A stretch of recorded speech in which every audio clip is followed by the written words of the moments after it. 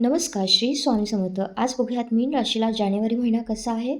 महिन्याच्या सुरुवातीला थोडा गोंधळ किंवा दडपण जाणवू शकतं.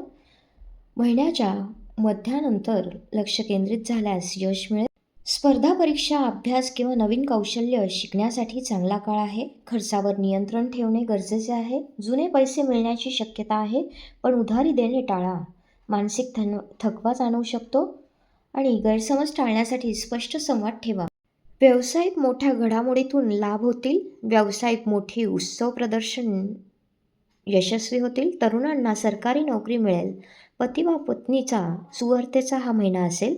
मित्रसंगतीतून विचित्र अनुभवाचा हा महिना असू शकतो. अमावस्येला फसवणुकीचे योग येऊ शकतात, त्यामुळे काळजी घ्या.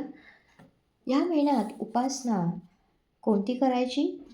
या महिन्यात उपासना ही ओम बृहस्पतये नमः विष्णू सहस्त्रनाम रोज म्हणावे. तुळशीला पाणी अर्पण करा.